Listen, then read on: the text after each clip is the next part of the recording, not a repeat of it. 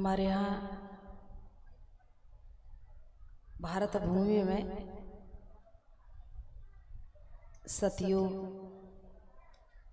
त्रेता, द्वापर, कलयुग, 4 युगों की बात चलती है। सतयुग में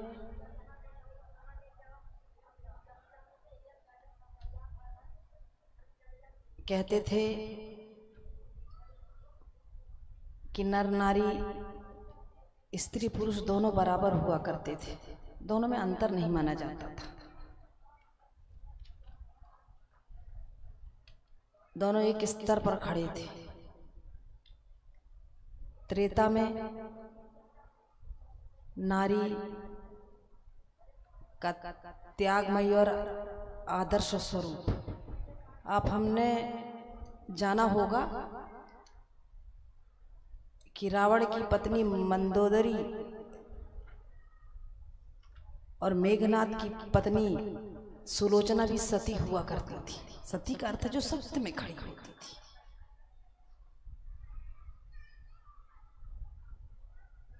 सतयुग से चली नारी त्रेता में आई, द्वापर में आई,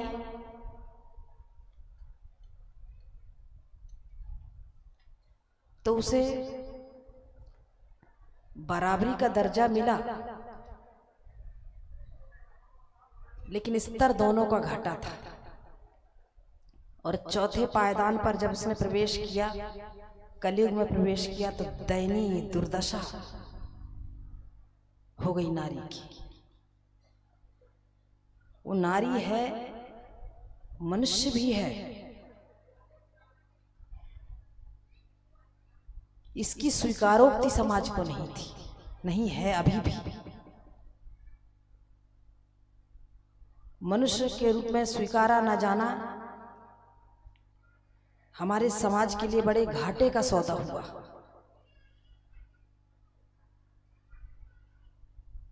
और उस घाटे ने हमारी संस्कृति को छिन्न भिन्न किया, क्योंकि हम जानते हैं कि आधार कौन है, धुरी कौन है, केंद्र कौन है, तो नारी है उसका केंद्र। अब इस केंद्र को, धुरी को, परिवार के मूल आधार को अस्तित्वहीन कर दिया गया, तो उसका दुष्परिणाम समाज ने भुगत रहा है, अभी भी भुगत रहा है।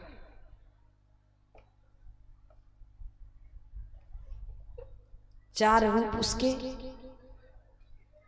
माँ के रूप में, पत्नी के रूप में, बहन के रूप में, बेटी के रूप में।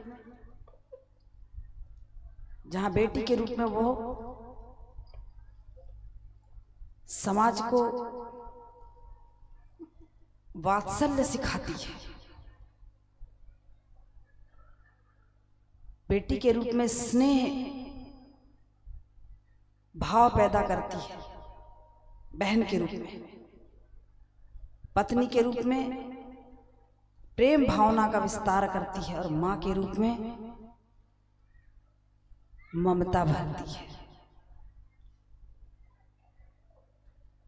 और वास्तव में ये चारों रूप का एक ही रूप है, मूल रूप, जिसको मां कहते हैं। इस मां का जागरण कैसे हो? मातृत्व जागा, मां जागी तो नारी जागी। मातृत्व गुमा,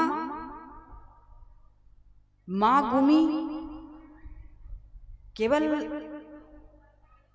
शिशु को जन्म देना ही मां बनना नहीं होता।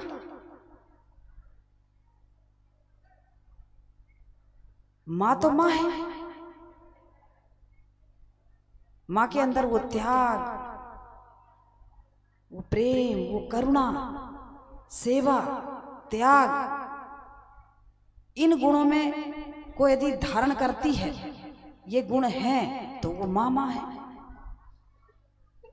विवेकानंद से किसी ने एक बार पूछा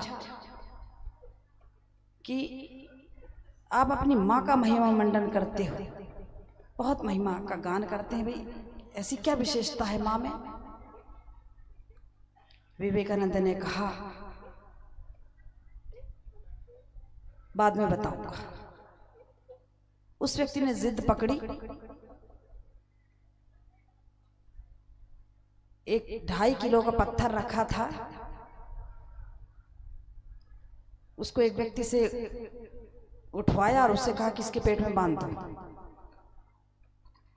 और उस पत्थर को बंधवा करके कहा जाओ कल मिलना फिर बताऊंगा।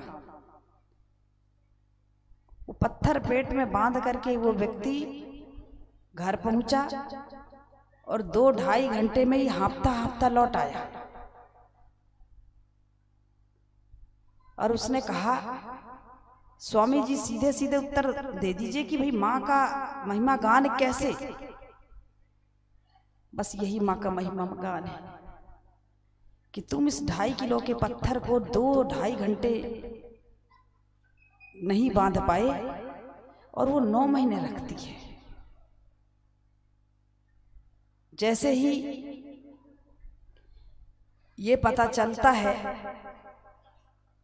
किसी नारी को कि वो मां बनने वाली है, तो उसकी खुशी से बाँछें खेले जाती हैं, मैं मां बनूंगी। जबकि पता है अभी कष्टों की शुरुआत है, 9 माह कष्ट, प्रसव पीड़ा में कष्ट, कष्ट ही कष्ट। लेकिन ऐसा कौन धरती पर शरीर है जो कष्ट में प्रसन्नता मान रहा हो, प्रसन्न हो रहा हो? केवल वो नारी है, स्त्री है। थोड़ा बड़ा होता है बच्चा गर्भ में, और जब चलना शुरू करता है तो गर्भ के अंदर पैर ही पैर चलाता है, घूमता है, पैर पैर चलाता है और पैर ही पैर मारता है पेट में। पैर जितना मारता है उतना खुश होती है। ऐसा कौन है धरती पर कि पिटे और खुश हो? नारी है। और किन्हीं कारणवश जब पेट में वो चलना बंद कर दे, घूमना फिरना बंद कर दे, तो परेशान हो जाती है कि आज मेरे बच्चे ने मूवमेंट नहीं किया, आज मेरे बच्चे ने चलने फिरने का काम नहीं किया, चला फिरा नहीं, गर्भ में कुछ दिक्कत है लगता है। तो डॉक्टर को दिखाती है, सारे उपाय करती है, डॉक्टर कह दे कोई कारण है तो उसकी स्थिति बड़ी दयनीय हो जाती है, और डॉक्टर कह दे सब ठीक है तो प्रसन्नता से फिर लाते खाती है। कौन खाता है? विवेकानंद कहते थे कि मेरी मां मैं बड़ा उद्दंड बालक था, मेरी मां मेरी उद्दंडता से परेशान होती तो एक साधु आए, महात्मा आए घर पर, तो मेरी माँ ने मेरी समस्या बताई। तो समस्या के बाद साधु ने एक उपाय दिया था, महात्मा जी ने एक उपाय दिया था कि इसको स्नान कराना, तो शिव शिव करके स्नान कराना। और मेरी माँ ने शिव शिव करके स्नान कराया और मेरी चंचलता को, मेरी उद्दंडता को बर्दाश्त किया। मेरी माँ बड़ी तपस्विनी थी। और विवेकानंद प्रत्येक दिन अपनी माँ का अंगूठा, उनके 2 भाई भी थे जो पूरे बच्चे माँ का अंगूठा धो करके सुबह सुबह चरणामृत लेते थे भोजन करने के पूर्व, तब वो विवेकानंद बने। माँ को माँ नहीं मानेंगे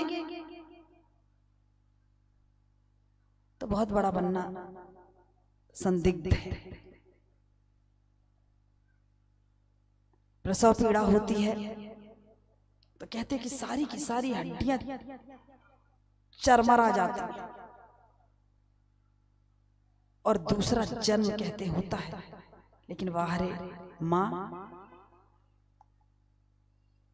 आया शिशु, जन्म लिया, कान सुनते हैं उसके, मेरे शिशु का रुदन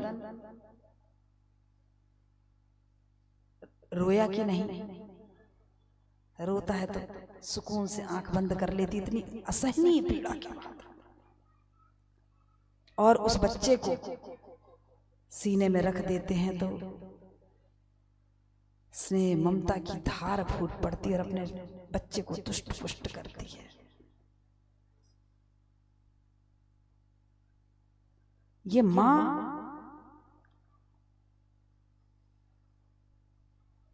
इसको खोजना है, मिलकर खोजते। गई कहां? बाकी उड़ान तो हमारी बराबर चल रही है, उड़ने की कोई बात है ही नहीं। कल्पना चावला को ले लीजिए, किरण बेदी को ले लीजिए, नायक को ले लीजिए, अवनी चतुर्वेदी को ले लीजिए, नीचे से लेके ऊपर तक छान दिया, एक कर दिया बहनों ने। लेकिन उस मां को यदि लुप्त कर दिया, मां गई तो सब गए। क्योंकि इसी मां से तो महात्मा, धर्मात्मा, परमात्मा, सिद्ध, संत, तपस्वी पैदा होते हैं।